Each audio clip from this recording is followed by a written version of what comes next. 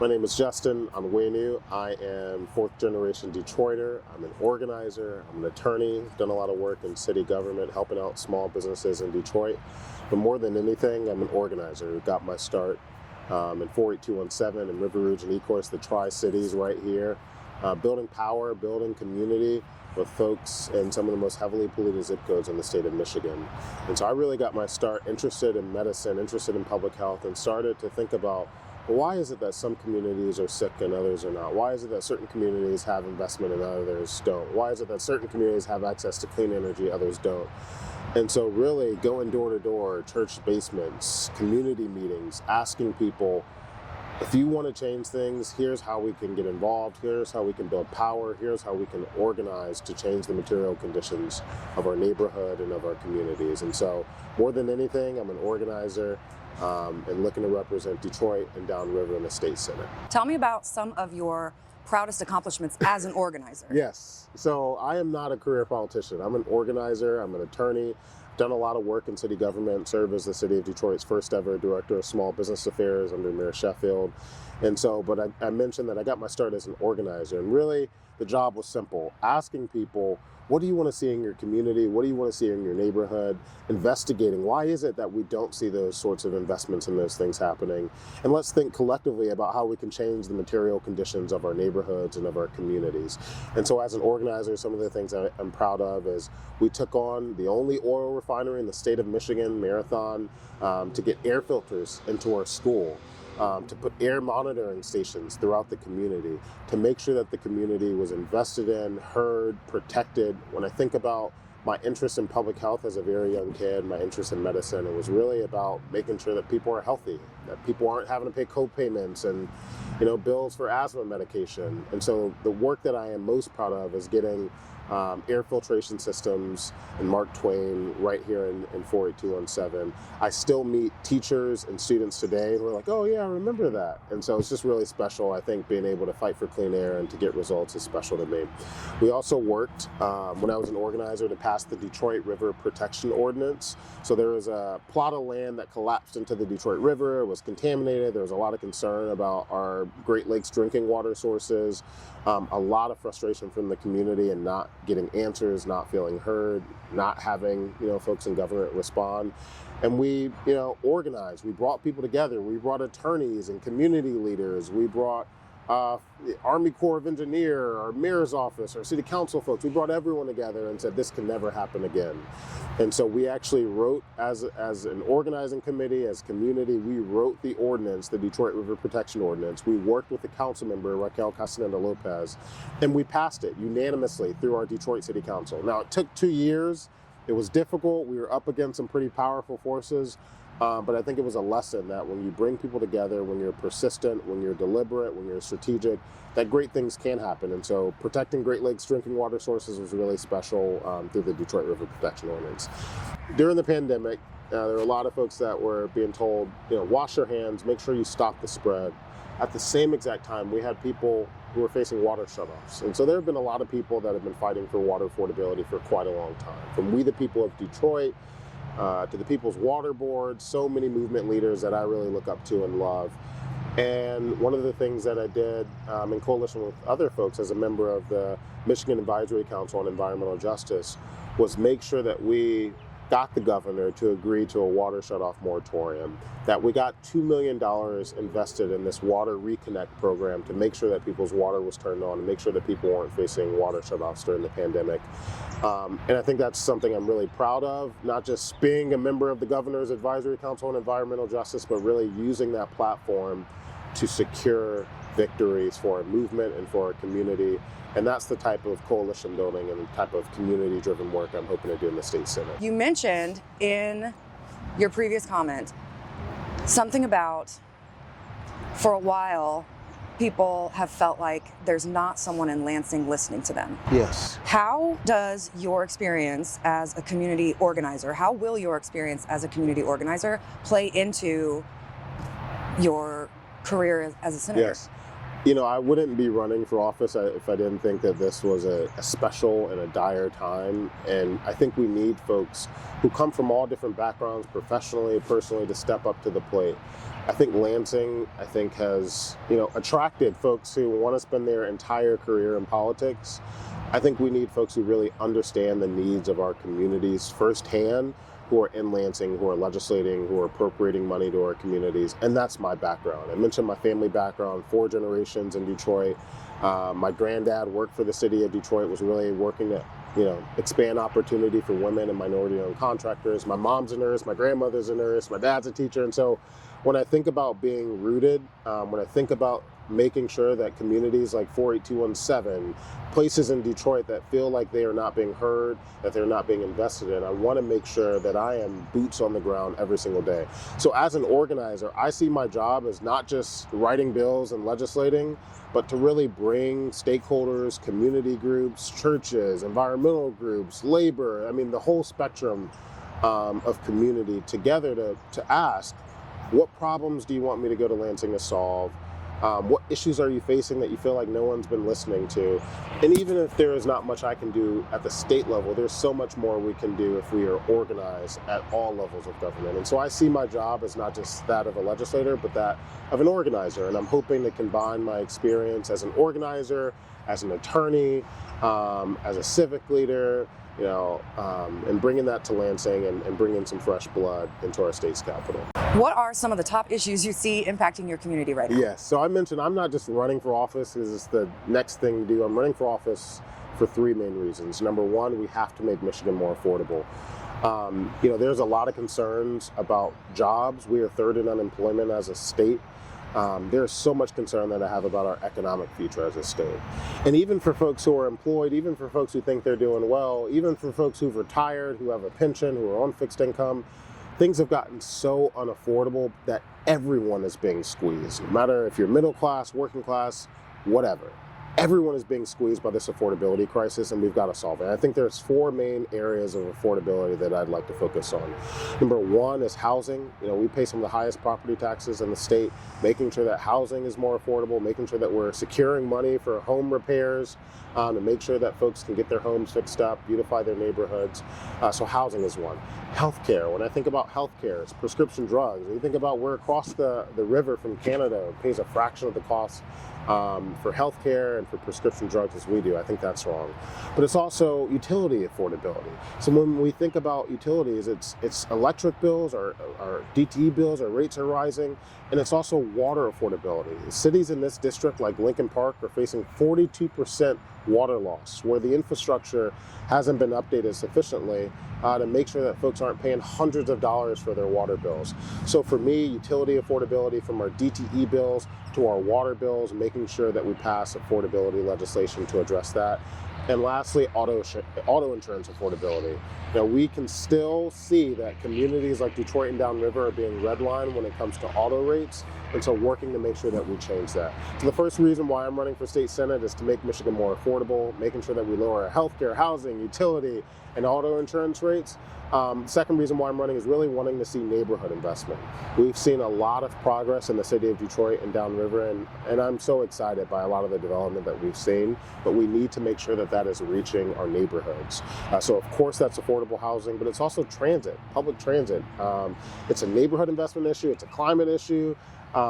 It intersects economic development. I think it is really an issue that can bring together a lot of folks. So investing in housing, investing in public transit, clean transit, making sure that we are fighting for environmental justice so that where you live doesn't dictate your health outcomes. So really centering, building stronger neighborhoods is my second focus. And the last reason why I'm running is to make Michigan the most ethical and effective state government in the country. We still rank last. Not last, we still rank near the bottom when it comes to ethics and transparency ratings. When we think about local governments where you're allowed to see what your public officials are up to, you're allowed to submit FOIA requests, you're allowed to investigate. Journalists have access to a lot of this information. We don't have FOIA rules at the state level where, our governor, no matter who they are, no matter what party they are, they should be able to be transparent. When we think about that for our legislators as well. So, changing our rules, our ethics rules to make it more transparent, and changing our campaign finance rules so that we get dark money out of politics, so that we make sure that small dollar donors have more of a say over what their which elected representatives get elected, I think is so important. So running to make Michigan more affordable, to invest in our neighborhoods, and to make our state government the most ethical and effective in the country. And I think these are issues that intersect and that cover from Detroit to River Rouge to Ecorse to Lincoln Park and Wyandotte. And I'm excited to be the movement candidate to get this done. Last thing I'll say is, I think so many times when we talk and think about politics, we look at a bunch of issues, and people are getting educated now. People look at what their politicians stand for. I think that's exciting, that's important. So many times we think about what politicians and what candidates stand for. What we're not asking enough of is how. And I think for me, making sure that we build coalitions so that we can actually deliver on our values, on the issues that I've talked about, from affordability to neighborhood investment to campaign finance reform, is really important. So I want folks looking not just at what I say I believe and what's on my website and the issues and the platform. That's easy. I want you to know that was very straightforward. The important question is how. How are you going to build the coalitions when it's difficult? How are you going to maintain relationships in your district? How are you going to make sure that you are rooted? How are you going to stand up to powerful interests when they pressure you? Those are the questions that we should be looking to ask. And I think I've built a record. I have a vision of making sure that we get all of the things that we want to get done. Yes. And that brings me to my next question. Yes. You ask a lot of how. Yep. You've talked a lot as well about water affordability, Yes. right? How do you plan to address water affordability? Yes. When I think about this affordability crisis that so many across the country and certainly in Michigan are facing, I think our water bills are top of the list. Water is life. Water is sacred. Water is fundamental. It's foundational to human existence. When I think about our state, we are defined and shaped by water.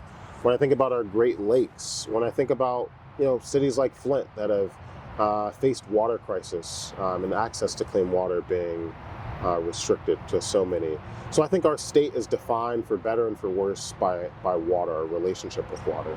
And I want to be a water champion, someone that is protecting our Great Lakes, but is also making sure that clean water is accessible and affordable for everyone. I want to make sure that we don't see folks getting their water shut off. We have local governments that need to see investments in water infrastructure to make sure that our water bills are lowered. And I want to be that partner. And I think for me, coming from a local government background and coming from this organizing, community organizing, environmental justice organizing background, I can really be a champion to pass our water affordability that we see died during the Democratic trifecta a couple of years ago. And so I'm someone that really thinks that water affordability isn't just something I believe, it's something that should be prioritized. And I think I can build the coalitions from labor to faith groups to environmental groups to local government across the board. I really think that I'm well positioned to build the coalition to deliver on this water affordability package that I think is a priority for all Michiganders. Definitely. Thank you. And how do you plan to address energy affordability? Yes. So energy and water affordability are some of the biggest issues that I think our state is facing.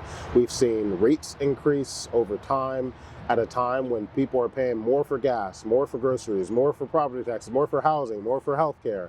And so we have to make sure that we are lowering not just energy rates, but energy bills across the board. At the same time that we make sure that we invest in our grid, make sure that we are strengthening our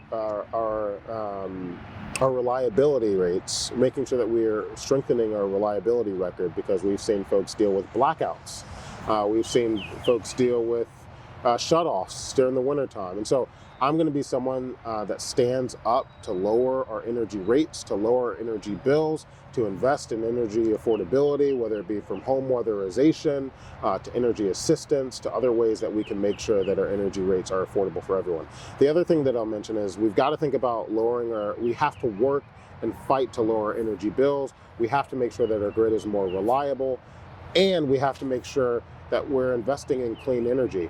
And I don't think that these three things have to be done separately. We can do it together. We can invest in clean energy that is actually more cost effective to make sure that we have a reliable grid, to make sure that we have a grid that is affordable. And I think I'm the candidate to get it done. We've been talking a lot about electricity. Yes. And how it's just so expensive right now. I want to ask, why do you think electricity is so expensive right now? And also, how do you think strictly relying on fossil fuels is related to that cost? I mean, energy, when you look at the history of the world, energy, water, I mean, these are foundational to build a society that is functional, that is sustainable, that's able to produce, that's able to maintain itself. And so these are issues that, civilizations have been dealing with for a very long time. What we're seeing now is that we have relied on some of the dirtiest forms of energy in human existence for far too long. The fossil fuel industry has spent untold amounts of money to maintain that system. There's been a fear that if we switch to clean energy, that there won't be as much money in it for industries that have relied on us paying them for such a long time. And so I really think there's a connection between the energy crisis that we're seeing from a reliability standpoint, from an affordability standpoint, from a cleanliness standpoint, and the relationship that our politicians, in many cases, Republican colleagues, have with the fossil fuel industry. And so I'm going to be someone, I have stood toe-to-toe with some of the most powerful interests in our state.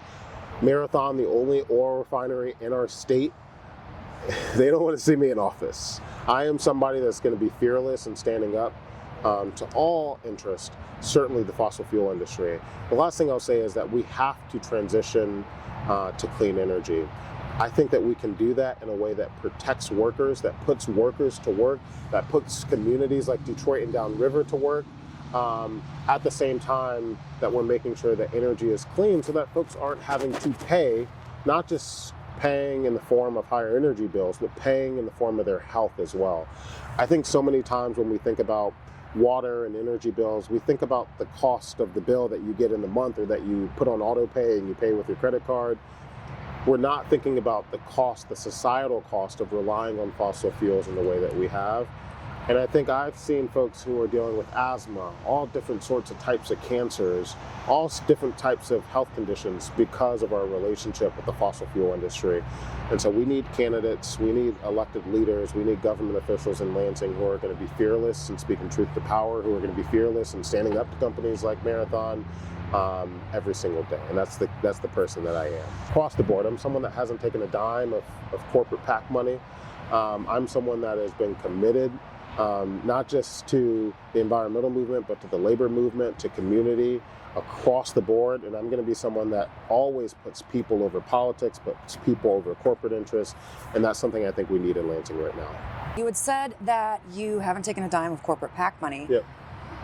Does that include DTE? Yes. I haven't taken a dime of corporate PAC money across the board, a dime of utility PAC money. And I think one of the things that people don't talk enough about is not just PAC money, but dark money. We've got politicians in Lansing who say one thing, who do another, who get meals and flights and hotels from lobbyists, who get meals and flights and hotels from corporate PACs and multi-clients. I am someone that has been consistent, haven't taken a dime of corporate PAC money, and I'm not going to be wined and dined endlessly in Lansing, which is something I think that separates me in this election and in this race. What are your best energy bill lowering hacks? Yes, I love this. So many times people think about how do we, my bill is X number of dollars. I'm paying this much for energy, for my water, for my electricity. How can I lower it? And the advice that people get inevitably is like, well, when you brush your teeth, turn off the water. And when you leave a room, turn off the light. I don't think that people are thinking systematically enough about how we actually make sure that we lower our bills. I think that there is so much that we can do in Lansing to invest in energy affordability. When I think about weatherization, when I think about energy burden audits, when I think about the work that Dr. Reams and Carla Walker Miller and so many Detroiters are doing to make sure that bills are more affordable, that's the work that I want to support. And so when I think about it, it's investing and energy affordability from an infrastructure standpoint, from a home repair and weatherization standpoint, but it is also thinking systematically about making sure that our rates are not continuing to hike year after year after year. So I support Senator Kevin Hertel's bill that would freeze rates, leave rates in place. I want to make sure that our rates are not increasing, and I also want to make sure not just that our rates are not increasing, but that our bills are actually lowered through weatherization, through energy burden audits, through making sure that we're investing in light heat to make sure that all Detroiters and folks downriver have affordable energy bills and water bills as well. Excellent. Awesome. Okay, that's all my questions, but is there anything that you would like to add? Anything you feel like I missed, or anything you want to make sure that the community knows? I would just say, LCV is one of the fiercest advocates when it comes to our environment and our democracy. And I really think that it's important that folks understand that both are under attack right now. We've got to make sure that our environment, especially in a state like Michigan that's defined by water, we need to make sure that our environment, that our Great Lakes are protected. We need to make sure that in the face of an affordability and unemployment crisis, that people are put to work, that folks have access to affordable water, that folks have access to affordable electricity bills. We need to make sure that we are thinking economically. But I don't want folks to miss and to not remember how important fighting for our democracy is right now. Right now, we are facing threats to our voting rights. We're facing threats to our democracy that we haven't seen in generations. And so it is so important that we send folks to Lansing who are going to be fighting for our environment, yes, but who are also going to be fighting for our democracy. The Michigan Voting Rights Act is important. Now more than ever, we are seeing from the Supreme Court a gutting of the Voting Rights Act. And I'm going to be a champion, I always have been a champion, for passing the Michigan Voting Rights Act, for making sure that our Great Lakes are protected, making sure that we address this affordability crisis, and making sure that we put people to work in building the cool things, the green infrastructure that we need to see built in Michigan. And so that's the person that I am, that's my record, and that's the state senator that I plan to be as well.